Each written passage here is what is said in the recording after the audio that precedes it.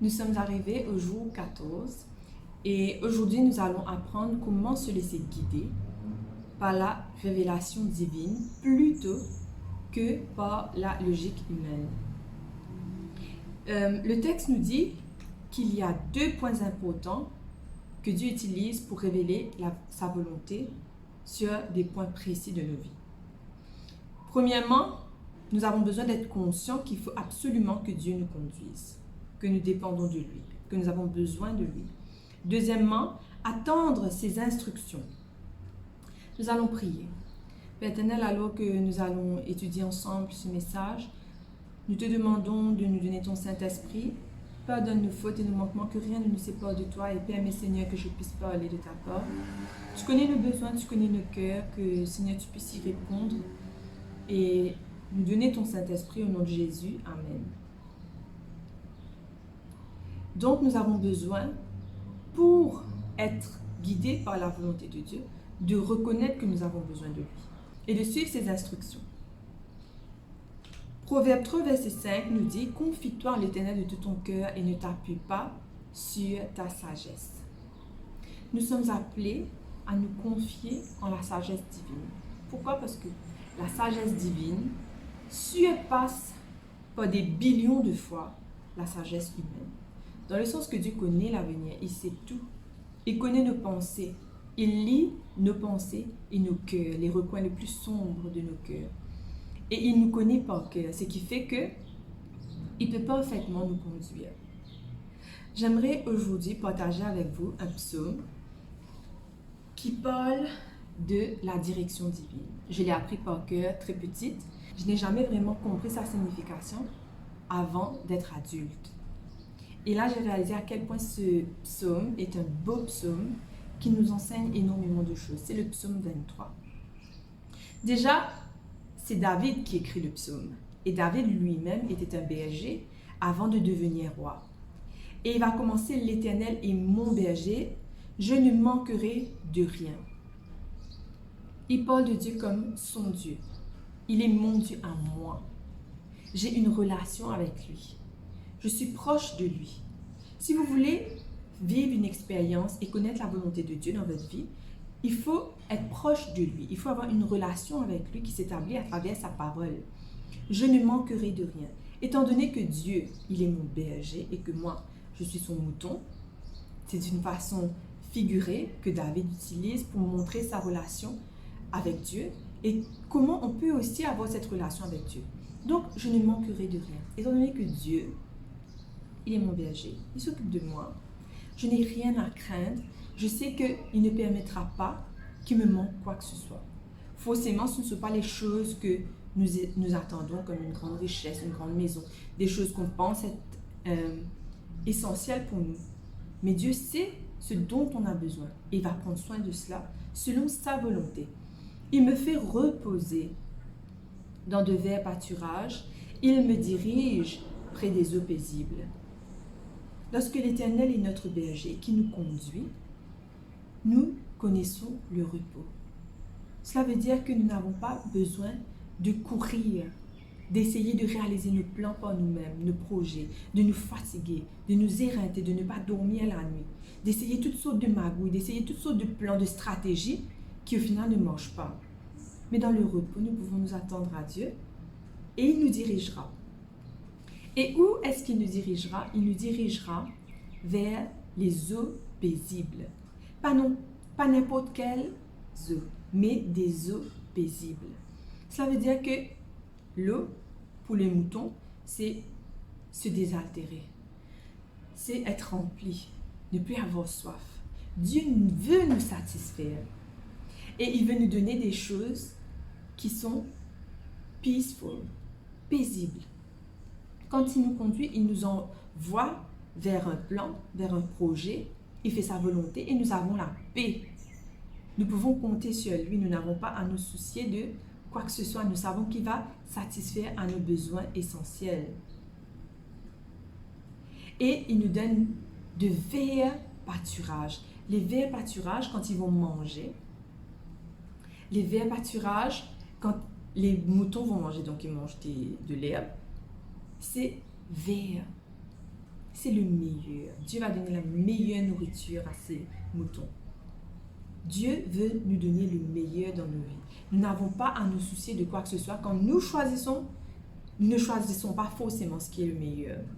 Parfois, on peut se fier à l'apparence, mais finalement, ça, c'est compliqué. Et ce n'est pas ce qu'on attendait. L'exemple qui me vient, c'est l'exemple de Lot. Alors qu'il était avec son oncle Abraham, ils vont être ensemble pendant longtemps, mais tous les deux étaient très riches.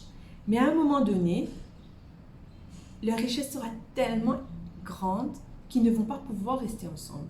Parce qu'il y aura des querelles entre leurs bergers.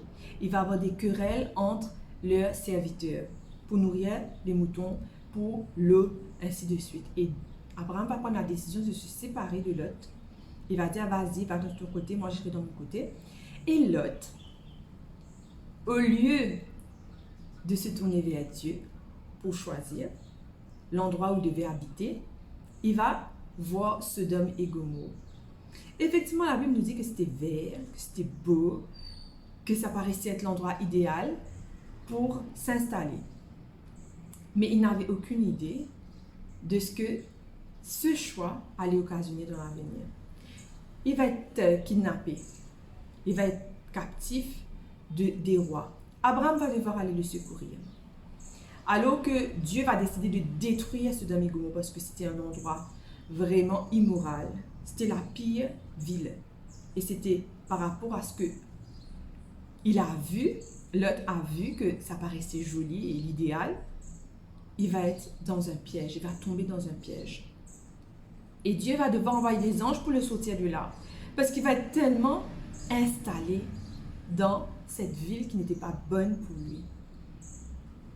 Et malheureusement, il va perdre sa femme, ses enfants, ses gendres, probablement ses petits-enfants aussi. Et alors qu'il avait de grandes richesses, il va tout perdre, absolument tout. Les 3 seuls qui vont sortir de cette ville vivants, ce sera lui et ses 2 filles. Et les 2 filles vont le saouler et vont faire des mauvaises choses avec lui parce que les mœurs étaient corrompues par rapport au temps qu'ils ont passé dans la ville. Ça nous montre que quand il s'agit de se laisser diriger par Dieu, les choses peuvent paraître bonnes, elles peuvent paraître idéales. On a fini de penser, ah ben voilà, c'est vert pour mon bétail, ce sera l'idéal. Mais il ne faut pas se fier à l'apparence. Alors hier, il y avait beaucoup de choses qui allaient se passer, qui allaient causer la ruine de Lot. Et il va tout perdre. C'est l'une des raisons pourquoi il ne faut pas se fier à l'apparence, mais il faut se fier à Dieu.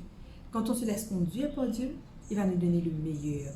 Ensuite, il dit, « Il restaure mon âme, il me conduit dans les sentiers de la justice à cause de son nom. » Dieu ne veut pas juste te conduire dans tes choix, dans tes projets. C'est vrai que nous avons une vie où nous avons des projets. L'achat d'une maison, d'une voiture. Est-ce que je dois aller voyager? Dans quel pays voyager? Mes enfants, leur éducation, combien d'enfants j'aurai? Est-ce que je me marie? Combien de personnes je vais inviter? Ainsi de suite. On a des projets, des plans tout le temps. Mais Dieu ne veut pas seulement te conduire dans ces projets-là. Il te conduit dans les sentiers de la justice. Pendant qu'il te conduit, il veut restaurer ton âme. Qu'est-ce que cela veut dire? Ça veut dire qu'il te conduit vers une destination, mais aussi prend soin de tout ce qui te concerne. Il prend aussi soin de ton âme. Comment est-ce que Dieu restaure ton âme? Ça veut dire que Dieu veut te guérir. Guérir ton cœur. Guérir tes émotions. Si pendant longtemps, tu es en train de porter une blessure émotionnelle, Dieu est prêt à te guérir. Si jamais en ce moment tes émotions sont blessées, ton orgueil est blessé, ta fierté, tes sentiments, tu te sens humilié, sache que Dieu peut guérir même tes émotions. Et la Bible te donne des exemples sur comment guérir tes émotions. Il te parle quand tu as eu une difficulté avec quelqu'un dans une relation ou autre blessure. Dieu te dit, pardonne. Dieu te dit, n'essaye pas de faire justice pour toi-même. Dieu te dit, n'essaye pas de rendre le mal pour le mal. Ne revis pas sans cesse cette blessure qui a été occasionnée. Renonce à te venger, renonce à faire du mal à l'autre, renonce à garder rancune. Parce que malheureusement, quand on garde ces mauvaises émotions en nous, on devient amer, aigri, on ne se rend pas forcément compte. Et quand on est blessé, on blesse les autres aussi. On se sent attaqué alors qu'on n'est pas forcément attaqué. Ça apporte des conséquences négatives qui ne sont pas nécessaires. Et Dieu veut guérir ton cœur. Dieu veut guérir tes émotions. Il peut aussi faire que tu ne sois pas offended tout le temps. Dieu peut faire en sorte que tu ne sois pas tout le temps offensé par les autres. Dieu peut faire en sorte que ta sensibilité ne soit pas tout le temps blessée. Mais c'est pas la guérison. C'est parce qu'on a été blessé qu'on est tout le temps sur la défensive, qu'on bâtit des murs autour de nous. Mais Dieu te dit, je peux te guérir, je peux guérir tes émotions, je peux guérir ton cœur. Peu importe combien de temps tu as été blessé. Dieu peut te guérir spirituellement. Peut-être qu'il y a quelque chose qui t'attache, une chose que tu ne veux plus, à laquelle tu veux renoncer, qui te détruit, qui t'enchaîne. Dieu veut et il peut te libérer de cela et guérir ton âme dans ce sens. Que les choses négatives et destructrices dans ta vie ne soient plus. Si tu le laisses, il peut aussi guérir ta spiritualité. Peut-être que le péché te coupe de Dieu. La Bible te dit, c'est le péché qui met une séparation entre nous et Dieu. Mais si nous voulons vraiment vaincre le péché, c'est d'aller vers lui. Le seul moyen, c'est d'aller vers lui. Et il peut nous aider à nous débarrasser de nos péchés. Ne te cache pas de lui quand tu pêches, mais va directement vers lui. Il est celui qui te guérit. Par toi-même, tu ne peux pas être sauvé, mais avec Dieu. Il va te conduire vers le salut éternel. Il me conduit dans les sentiers de la justice. Qu'est-ce que cela veut dire? Que veut dire justice? Le mot justice veut dire en hébreu, tzedek, la vérité, la droiture, les attributs de Dieu. Dieu veut te conduire dans les sentiers de la justice. Cela veut dire que Dieu veut te rendre de plus en plus comme lui. Il veut que tu aies les mêmes traits de caractère que lui. La Bible nous dit, l'homme veut faire le bien, mais il fait le mal qu'il ne veut pas. Mais Dieu peut changer cela, il peut nous aider à faire le bien. La Bible nous dit qu'un Éthiopien ne peut pas changer la couleur de sa peau, un léopard ne peut pas changer ses taches. Mais Dieu peut nous changer si nous lui laissons le contrôle dans nos vies. Pourquoi il veut faire tout ça? À cause de son nom. Au verset 3. Cela veut dire que, à cause de sa réputation, Dieu peut faire ces choses-là dans ta vie.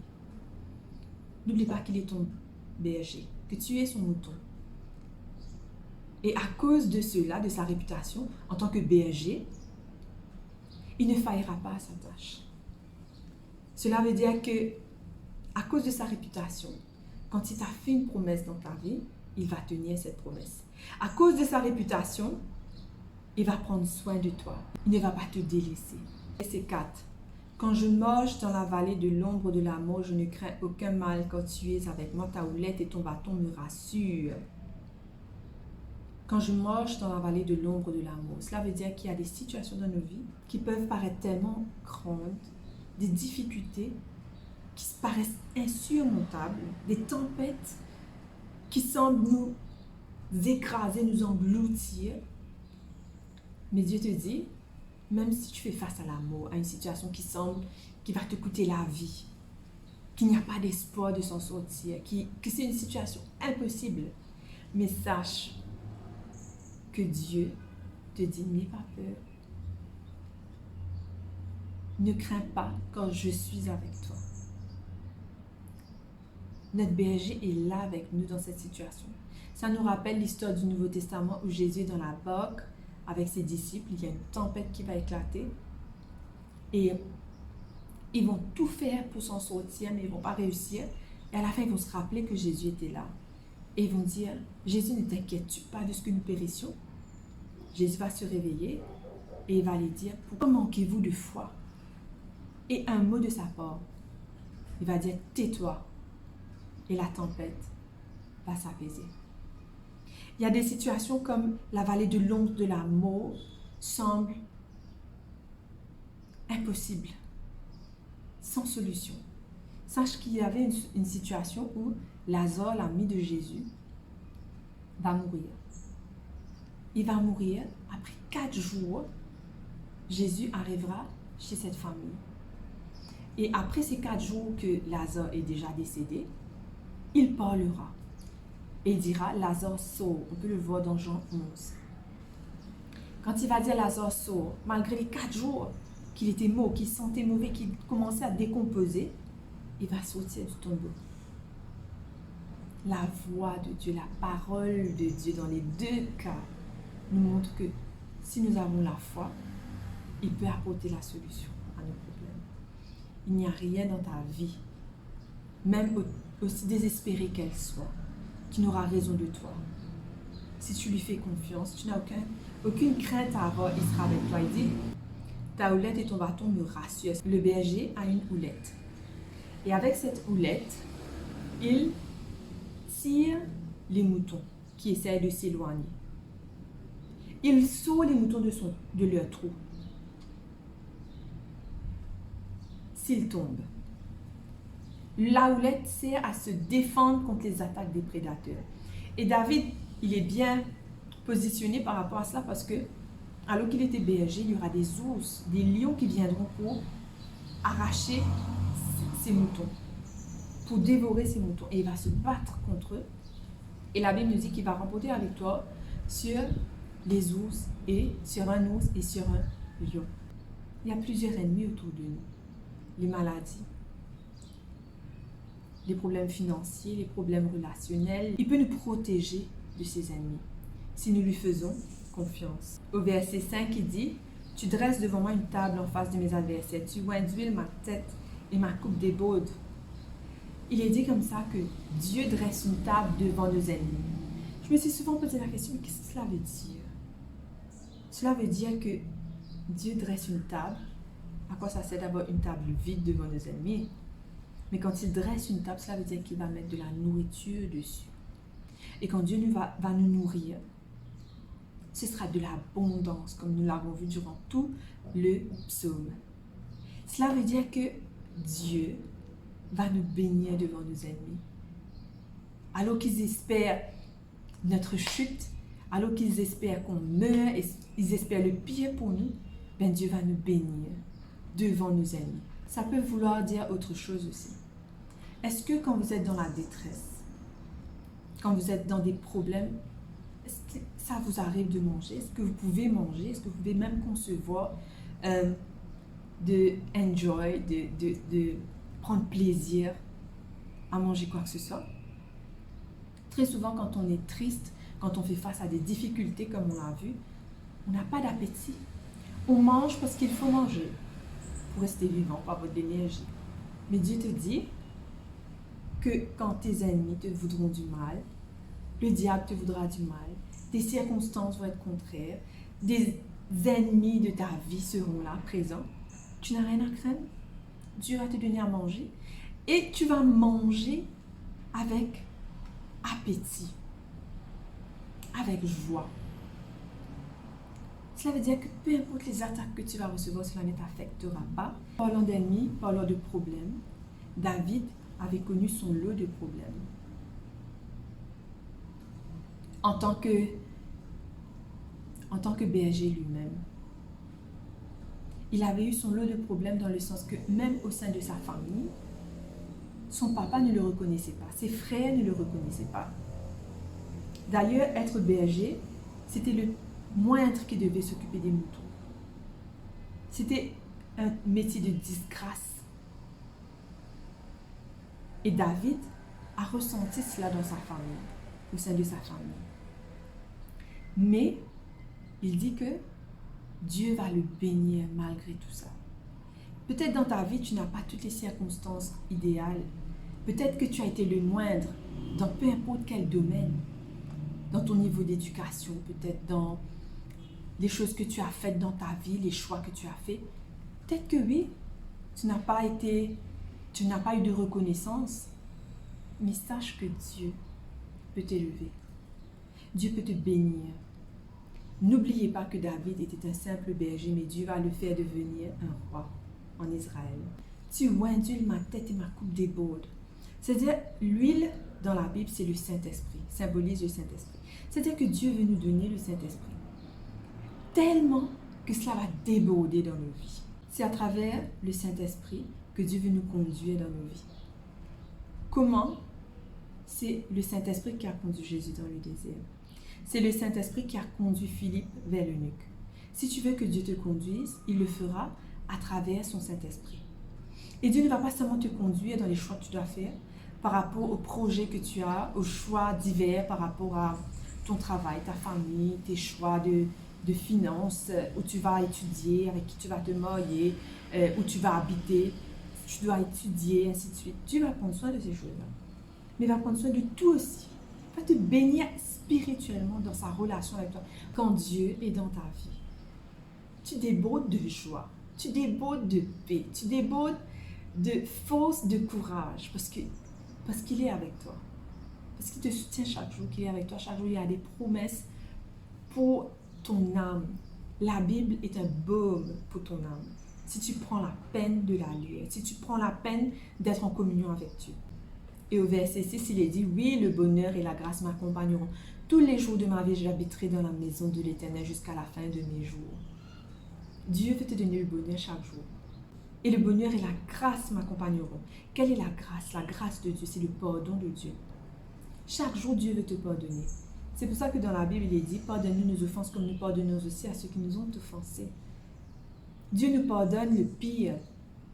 Alors que Jésus était sur la croix, que tous ses bourreaux l'avaient persécuté, tué et étaient en train de se réjouir de cela, Jésus dit à Dieu, pardonne-leur parce qu'ils ne savent pas ce qu'ils font. Si Jésus était prêt à pardonner ceux qui l'ont cloué, ceux qui l'ont craché dessus, ceux qui ont arraché sa barbe, ceux qui ont mis une couronne d'épines sur sa tête, ceux qui ont percé son côté, ceux qui se sont réjouis de le voir souffrir, est-ce que nous ne pouvons pas pardonner aux autres les maux qu'ils ont occasionnés dans nos vies? Dieu nous accorde sa grâce chaque jour et il nous appelle à accorder notre grâce à ceux qui sont autour de nous. Et j'habiterai tous les jours dans la maison de l'Éternel jusqu'à la fin de mes jours. Sache que ici-bas, tu auras des problèmes, tu auras des difficultés, l'ombre de la mort, les ennemis. Mais à la fin du jour, tu habiteras dans la maison de l'Éternel. Jusqu'à la fin de tes jours. Le livre des 40 jours de prière nous dit « Entretiens avec Dieu un attachement empreint d'une confiance profonde. » Nous devrions toujours mettre notre espoir dans le Seigneur et tourner nos regards vers lui pour nous laisser guider. Tu dois être attaché à lui, te laisser conduire par lui, tourner tes regards sur lui et le suivre. Tu seras sûr d'arriver à bon port. Tu seras sûr d'avoir le meilleur et il te donnera la paix entre-temps. Il te donnera le repos entre-temps, si jamais c'est ton désir. Prions. Nous voulons te remercier pour tes grâces, tes bénédictions. Merci de ce que tu nous donnes l'opportunité de nous tourner vers toi pour être guidés dans nos choix, dans nos plans, dans nos projets. Que ta volonté soit faite dans nos vies. Père éternel, tu connais les choses qui nous ont blessés. Nous te demandons que tu puisses nous guérir de cela. Donne-nous la paix, le repos. Donne-nous le meilleur. Permets, Seigneur, que nous puissions te suivre avec confiance, que nous ne manquerons de rien. Te demandons de nous aider afin que dans les difficultés, même s'il y a des épreuves qui surviennent, des ennemis qui nous assaillent, nous puissions savoir que c'est toi qui combattras pour nous, que nous remporterons la victoire avec toi. Nous voulons te remercier d'avance pour cela. Au nom de Jésus, Amen.